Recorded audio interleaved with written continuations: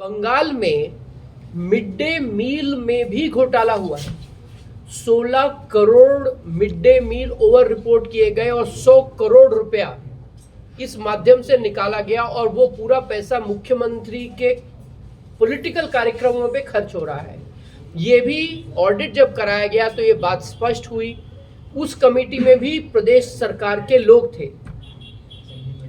ऐसे में कोई भी संवेदनशील सरकार या न्यायपालिका किसी भी भ्रष्टाचारी सरकार की अनियमितताओं को अनदेखा नहीं कर सकती है। इसीलिए जो प्रक्रिया होगी उसको पूरी तरीके से फॉलो किया जाएगा और जब तक ये रेगुलराइजेशन नहीं हो जाता है जब तक ये भ्रष्टाचार जो हो रहा है उसको बंद नहीं किया जाता तब तक केंद्र सरकार और जो मंत्रालय है इस काम को देख रहा वो इसको मॉनिटर करेगा और उसके बाद जो उचित होगा तब पैसा रिलीज किया जाएगा। कितने देर लग सकता है? और ये भी तो बात है कुछ लोग काम किया है उनको पैसा नहीं मिल रहा। जिन लोगों ने ठीक तरीके से काम किया है उनका पैसा देना प्रदेश सरकार की जिम्मेदारी है, लेकिन जहां भ्रष्टाचार हुआ है और ऑडिट कमेटी की फाइंडिंग्स है उस पर भी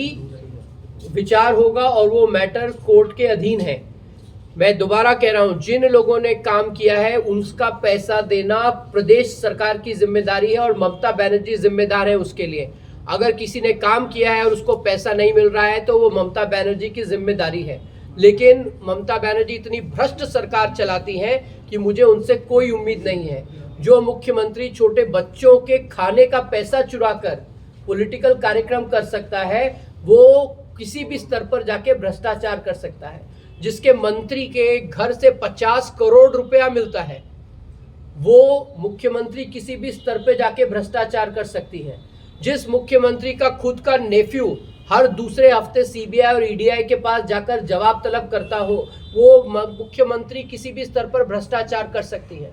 ममता बनर्जी और उनके परिवार ने बंगाल को दीमक की तरह चाट कर खोखला कर दिया है और अगर ममता बनर्जी सत्ता से नहीं हटाई गई तो बंगाल की स्थिति और बदतर हो जाएगी। एमएनआरईजीए के अंतर्गत केंद्र सरकार ने रूरल डेवलपमेंट मिनिस्ट्री के माध्यम से जितनी धनराशि बनती है उस धनराशि का एलोकेशन किया।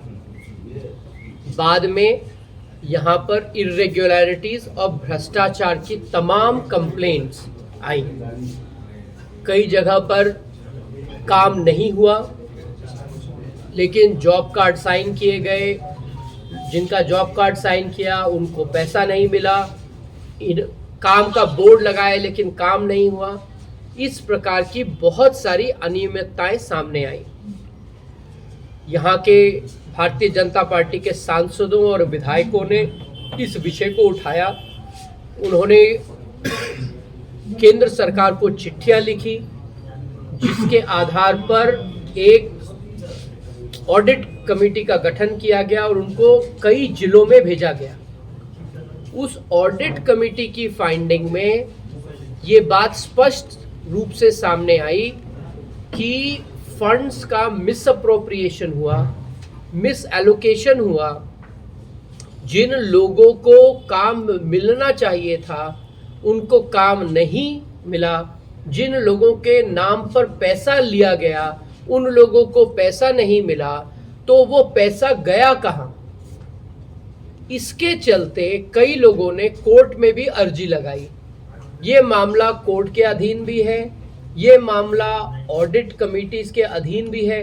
उस ऑडिट कमेटी में प्रदेश के पदाधिकारी भी होते हैं। ऐसा नहीं है कि वो सिर्फ केंद्र के ही पदाधिकारी हैं, उसमें कई पदाधिकारी प्रदेश की सरकार के भी होते हैं। उसके बावजूद ये बात स्पष्ट हुई कि भ्रष्टाचार हुआ और बहुत बड़े स्तर पर भ्रष्टाचार हुआ। আমাদের ভিডিও ভালো লাগলে লাইক এবং শেয়ার করুন, কমেন্ট সেকশনে গিয়ে জানান আপনাদের মতামত। আরো ভিডিও পেতে আমাদের চ্যানেল সাবস্ক্রাইব করুন এবং প্রতি মুহূর্তে খবরের আপডেট পেতে প্রেস করুন বেল আইকন।